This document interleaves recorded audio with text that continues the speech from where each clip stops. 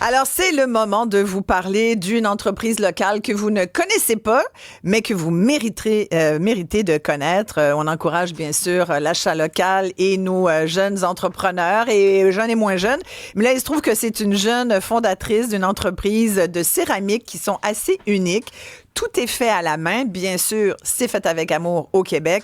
Elle s'appelle Essia Benayed. Elle est propriétaire de Monokini. Merci, Essia, d'être avec nous. Bien, merci à vous de l'invitation. Moi, j'adore parce que ceux qui nous regardent à la télé, à Cube, peuvent voir tes créations faites main. Ce qui est drôle, c'est comme il y a beaucoup de gens qui vont se retrouver dans ton histoire, Essia, parce que toi, c'était en pleine pandémie. On était tous dans cette espèce de quotidien étouffant, pogné dans nos maisons. Il y a bien des gens qui se sont cherchés un hobby. Oui. Et toi, tu as trouvé la poterie ou la poterie t'a trouvé. Exactement. Ouais. Raconte un peu. Ben oui, c'est à ce moment-là. Moi, j'ai tout le temps été un peu dans le domaine de l'art. Puis quand la pandémie s'est déclarée à la maison, je trouvais ça tellement difficile. Donc, je voulais comme me changer les idées, me mettre les mains à la pâte. Donc, j'ai décidé de me lancer dans la poterie. Puis t'en avais déjà fait avant? Jamais. J'ai juste décidé, j'avais un intérêt, j'y avais déjà pensé, mais jamais trouvé le temps. Puis là, le temps était là. Donc, Et qu'est-ce qui t'a fait du bien? Tu dis la main à la pâte, c'est vraiment ça, la main dans l'argile, exact. Dans la terre, avec l'eau, dans la matière. Il y a quelque chose de très... Moi, j'en fais un peu en hobby comme ça. Et mon rêve, c'est d'avoir un tour de poterie. Ce serait un rêve facile à réaliser, remarque, tu vas me dire. mais quand même, c'est vrai qu'on se dit souvent, il faut prendre le temps et tout. Qu'est-ce que tu trouves, toi, qui est gratifiant là-dedans? Mais c'est que quand tu as les deux mains dans la terre, tu peux pas toucher ton téléphone, tu es vraiment dans le moment présent puis tu crées quelque chose de tes mains. Ça me libère l'esprit, ça me fait juste tellement du bien.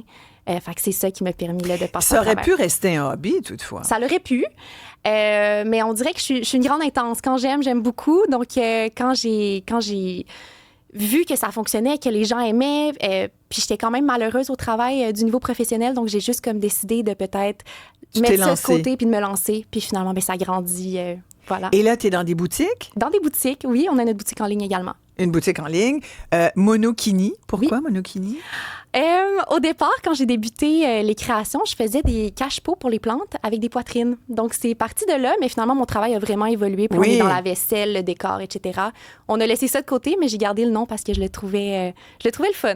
Ouais. Toi, quel âge as-tu? J'ai 27 ans. Écoute, c'est jeune pour se lancer en affaires. Bravo, parce qu'il faut une relève. C'est pas évident, toutefois. Sur ton site, tu dis d'ailleurs merci d'encourager l'achat local. Merci de faire partie de cette aventure. C'est une aventure un peu folle, se lancer en affaires. Là. Si t'as jamais de vacances, t'as beaucoup d'inquiétudes. Oui. C'est beaucoup de défis. Là. Beaucoup de défis, mais tellement le fun. Puis de partager ça avec une belle équipe aussi qui m'accompagne. Il n'y a rien de mieux. Honnêtement, je ne changerais rien. Est-ce que les gens apprécient le fait que tu sois faite ici, à la main, tout? Est-ce que les gens recherchent ça? Tu le sens là, qu'il y a comme cette espèce de tournant vers l'achat local? Complètement. Les gens, ils voient vraiment la valeur ajoutée. Puis ce qui est le fun aussi, c'est de savoir que ta pièce, elle est unique. Tu sais, chaque creux, chaque courbe a été fait à la main par les artisans de chez Monokini. Donc, c'est vraiment comme chaque pièce est unique puis peut être pour toi. Donc, c'est le fun de... Les gens l'apprécient beaucoup puis ils se sentent rattachés aussi à leur pièce. Tu dis les artisans de Monokini, c'est beaucoup des femmes. C'est des femmes. Et tu as 8 employés maintenant? On est 8, me content. Maintenant, ben oui, Donc, on est 8 dans l'équipe là, présentement à travailler autant du niveau production, mais aussi du niveau cours de poterie au façonnage. Tu fais des cours? Oui, on offre les cours également en formule Sip&Clé au studio à Montréal. Donc, voilà, on est une grande équipe maintenant. Où tu te vois dans 5 ans? Question de banquier. C'est une énorme question. Où vous vous voyez dans 5 ans? Bien, je me vois autant épanouie, je pense, puis avec une équipe solide comme celle que j'ai présentement, de continuer à faire des belles collaborations avec des belles entreprises d'ici. Mais c'est difficile, la poterie, on va se le dire. Là. C'est difficile. On s'entend que c'est fort. Technique. Là. C'est technique. Tu faisais quoi avant? Moi, j'ai fait mes études en marketing et en communication. Ouais. Donc, je travaillais en agence de marketing pour les réseaux sociaux. Puis, tu as tout quitté pour lancer ton atelier de poterie. Oui, exact. Je me suis lancée du jour au lendemain. J'ai quitté mon travail. J'ai pris un petit temps d'arrêt juste pour comme revenir à l'essentiel puis prendre des vacances.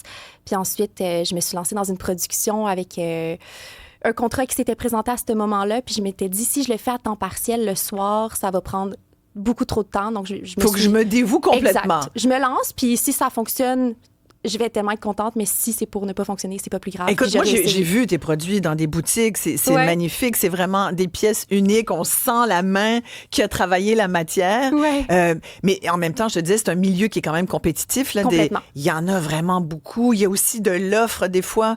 Ma fille est en art visuel aussi. Puis des fois, je vois des trucs qu'on vend, là, qui sont faits en Chine, tu sais, en production industrielle, à des prix où tu te dis, oh mon Dieu, toi, tu vends la moyenne des prix là, de tes poteries. Oui. Ça va entre quoi et quoi? On est entre 35 puis peut-être 55 $.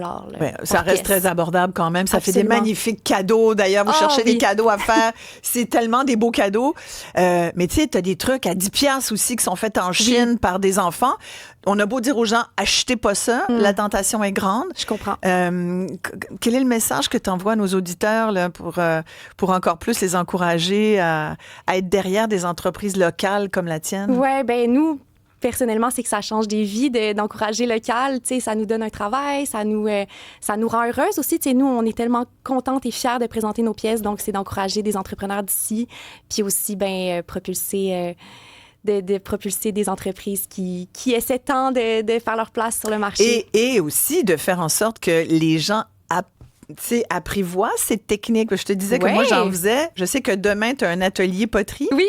Fait que donc, les gens vont aller s'initier. Exact. Tu sais, des fois, il y en a qui font du yoga, il y en a qui vont prendre une marche dehors, mais il y en a aussi qui vont toucher à la poterie. Ouais. Moi, je vous encourage à le faire. Donne-nous ton site. Oui, c'est www.monokini.com. Voilà. Alors, si c'est pas demain, vous pouvez y aller à un autre moment. Bien sûr, à chaque semaine. Voilà. T'en fais chaque semaine, chaque Essia. Semaine. Écoute, bravo. Moi, je salue les entrepreneurs. Beaucoup de respect pour vous.